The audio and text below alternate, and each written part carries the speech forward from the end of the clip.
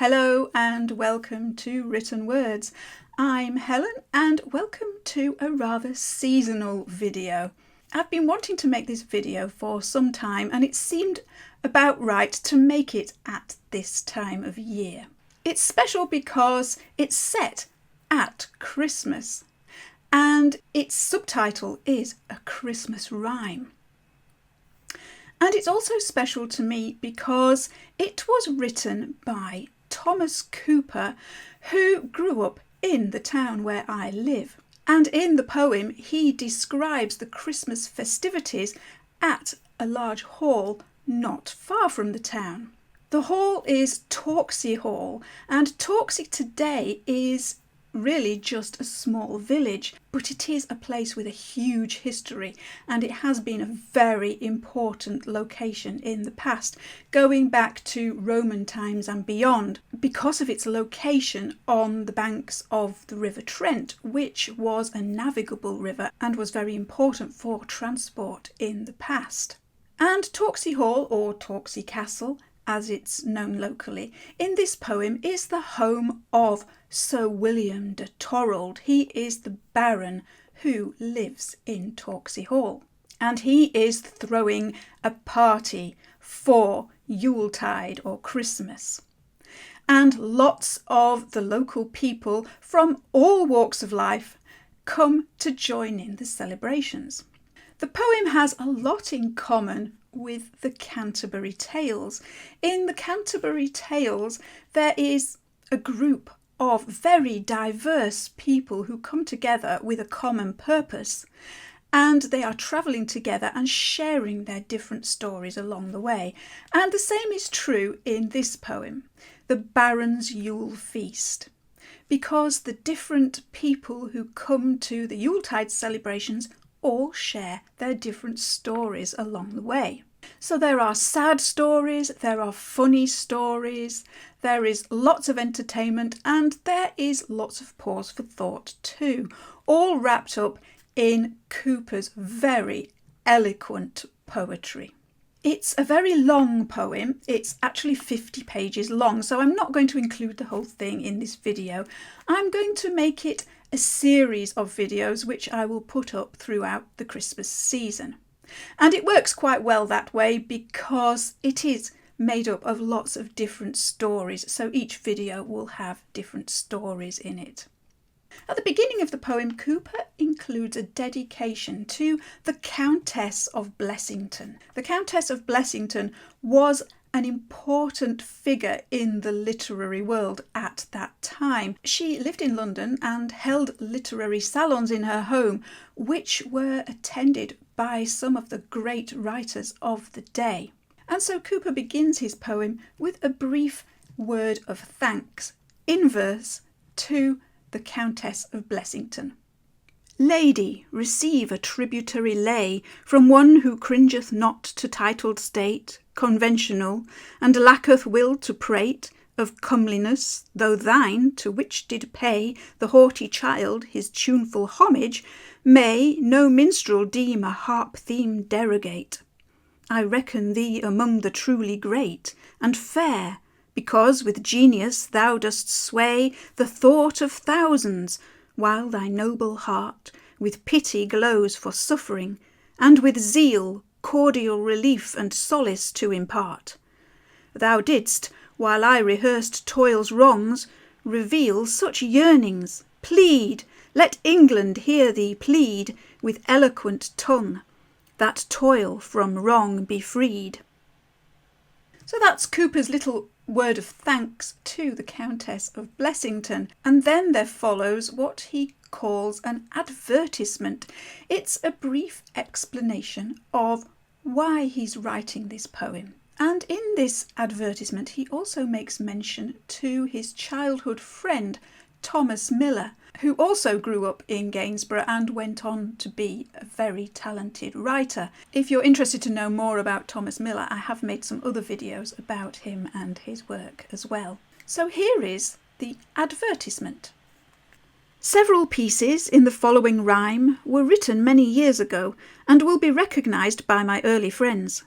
They were the fruit of impressions derived from the local associations of boyhood, of which the reader, if inclined, may learn more in the notes, and of an admiration created by the exquisite beauty and simplicity of Coleridge's Christabel, which I had by heart, and used to repeat to Thomas Miller, my playmate and companion from infancy, during many a delightful day in the woods, and pleasing ramble on the hills and in the woods above Gainsborough and along the banks of the Trent.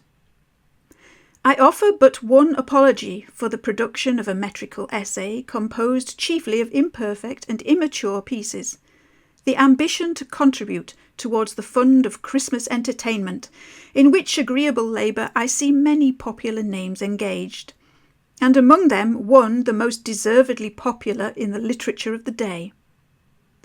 The favour with which an influential portion of the press has received my prison rhyme emboldens me to take this step, and if the flagellation of criticism be not too keenly dealt upon me for the imperfections in the few pages that follow, I will be content in this instance to expect no praise.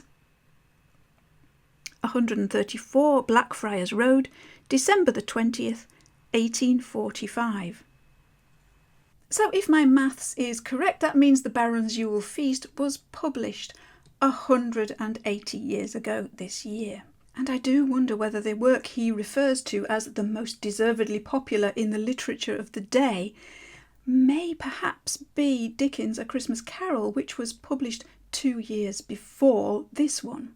I can't be certain about that, but it does sound quite possible. So the section that I'm going to share today is the opening section, in which the narrator explains who is at the feast. He describes the hall and the people in it, and he introduces us to William de Torald, who is the Baron of the title.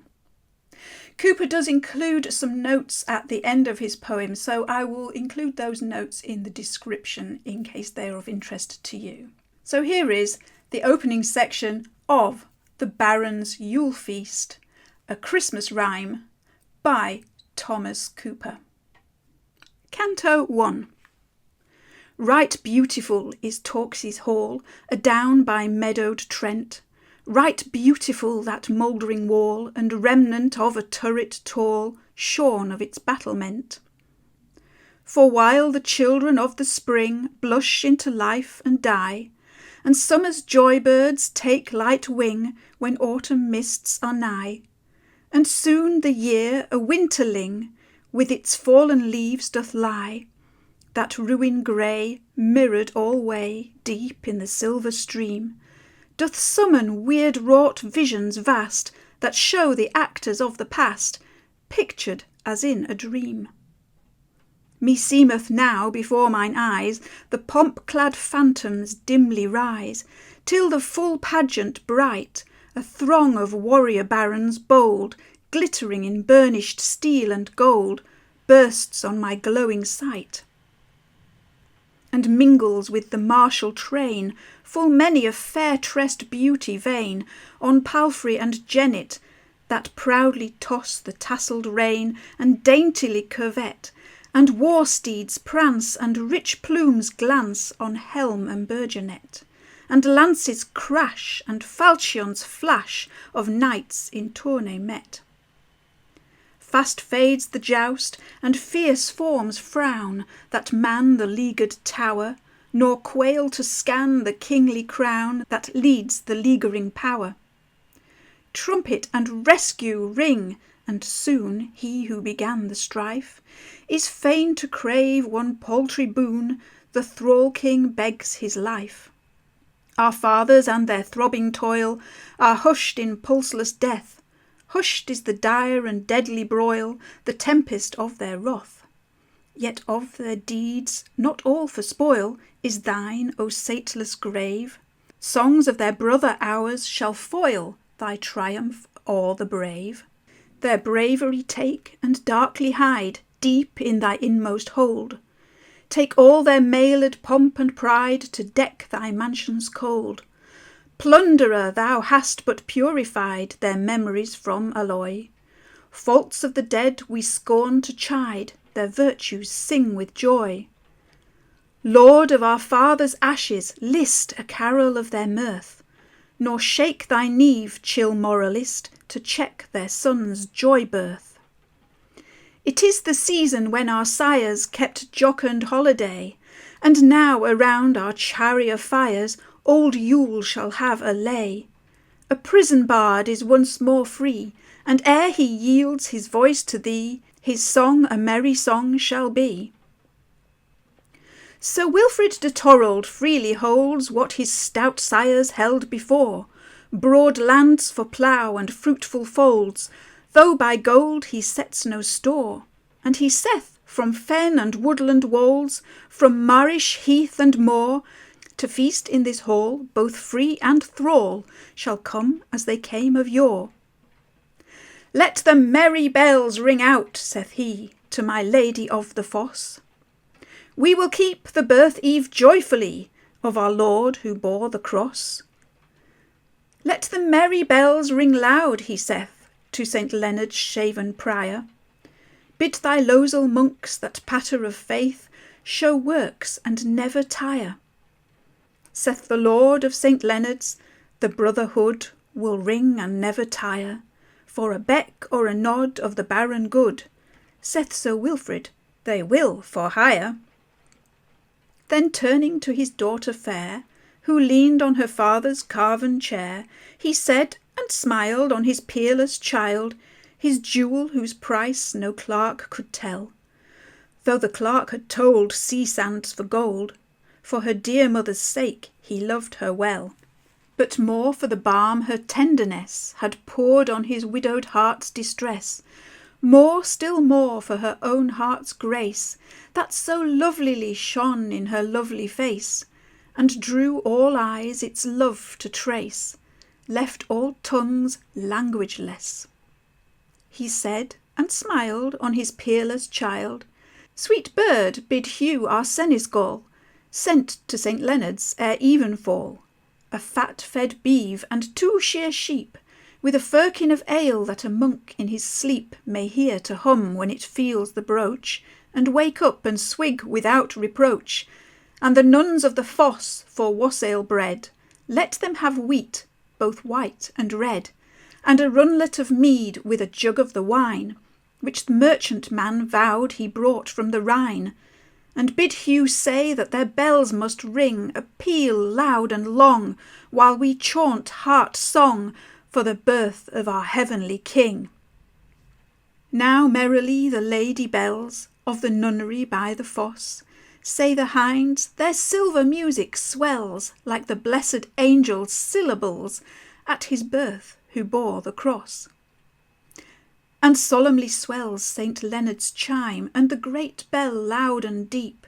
Say the gossips, let's talk of the holy time, when the shepherds watched their sheep, and the babe was born for all souls' crime, in the weakness of flesh to weep. But anon shrills the pipe of the merry mime, and their simple hearts upleap. God save your souls, good Christian folk, God save your souls from sin. Blithe Yule is come, let us blithely joke, cry the mummers ere they begin. Then ploughboy Jack, in kirtle gay, though shod with clouted shoon, stands forth the wilful maid to play, who ever saith to her lover nay, when he sues for a lover's boon. While Hob the smith with sturdy arms circleth the feigned maid, and spite of Jack's assumed alarm, busseth his lips like a lover warm, and will not nay be said. Then loff the gossips as if wit were mingled with the joke. Gentles they were with folly smit, natheless their memories acquit of crime these simple folk. No harmful thoughts their revels blight, devoid of bitter hate and spite, they hold their merriment. And till the chimes tell noon at night, their joy shall be unspent. Come haste ye to bold Thorold's hall, and crowd his kitchen wide, for there, he saith, both free and thrall shall sport this good Yule-tide. Come hasten, gossips, the mummers cry, throughout old Torksey town. We'll hasten, they answer joyfully, the gossip and the clown. Hey ho, whence cometh that cheery shout? 'Tis the Yule log troop, a merry rout. The grey old ash that so bravely stood, the pride of the past in thorny wood, they have levelled for honour of welcomed Yule, and kirtled Jack is placed astride on the log to the grunsel he shall ride. Losels, yoke all, yoke to and pull, cries Dick the right on long-eared steed. He shall have thwack on lazy back that yoketh him not in time of need. A long wain whip Dick doth equip, and with beans in the bladder at the end of thong, it seemeth to threaten strokes sturdy and strong. Yet clown and maid give eager aid, and all as they rattle the huge block along, seem to court the joke of Dick's wain whip stroke. Be it ever so smart, none thinks he hath wrong, till with mirthsome glee the old ash tree hath come to the threshold of Torksey Hall, where its brave old heart a glow shall impart to the heart of each guest at the festival. And through the porch, a jocund crowd, they rush with heart-born laughter loud, and still the merry minsters call with jest and jibe, "Laugh, losels all!" Then in the laden sewers troop, with plattered beef and foaming stoop. "Make merry, neighbours," cries good Hugh, the white-haired seneschal. "Ye trow bold Thorold welcomes you. Make merry, my masters all." They pile the Yule log on the hearth, soak toasted crabs in ale, and while they sip, their homely mirth is joyous as if all the earth for man were void of bale. And why should fears for future years mix jolly ale with thoughts of tears when in the horn 'tis poured? And why should ghost of sorrow fright the bold heart of an English wight when beef is on the board? De Thorold's guests are wiser than the men of mopish lore, for round they push the smiling can and slice the plattered store, and round they thrust the ponderous cheese and the loaves of wheat and rye. None stinteth him for lack of ease, for each a stintless welcome sees in the Baron's blithesome eye. The Baron joineth the joyous feast, but not in pomp or pride. He smileth on the humblest guest, so gladsomely all feel that rest of heart which doth abide, where deeds of generousness attest the welcome by the tongue professed is not within belied. And the Baron's beauteous child is there in her maiden peerlessness, her eyes diffusing heart-light rare, and smiles so sweetly debonair that all her presence bless. But wherefore paleth soon her cheek, and why with trembling doth she seek to shun her father's gaze? And who is he for whom the crowd make ready room and welcome loud with gleeful voices raise? Right welcome, though the revellers shout, they hail the minstrel stranger, and in the Baron's eye dwells doubt, and his daughter's look thrills danger. Though he seemeth meek, the youth is bold, and his speech is firm and free. He saith he will carol a legend old, of a Norman lord of Torksey told, he learnt it o'er the sea. And he will not sing for the Baron's gold, but for love of minstrelsy. Come, tune thy harp, the Baron saith, and tell thy minstrel tale. It is too late to harbour wrath for the thieves in helm and mail. Our father's home again is ours, though Thorold is Saxon still. To a song of thy foreign troubadours he can list with right good will. A shout of glee rings to the roof, and the revellers form a ring, then silent wait to mark what proof of skill with voice and string the youthful stranger will afford. Full soon he tunes each quivering chord, and with preamble wildly sweet he doth the wondering listeners greet, then strikes into a changeful chaunt that fits his fanciful romaunt. So the scene is set, The revellers are ready for the entertainment. They've enjoyed their crab and their beef and their ale and their cheese, and now they're ready for the entertainment. And the minstrel has arrived.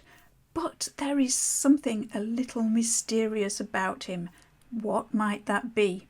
In my next instalment, I will read The Minstrel's Tale, in which some of that mystery is explained. So thank you for joining me in this video. I look forward to seeing you in the next one when we join the minstrel to hear his story.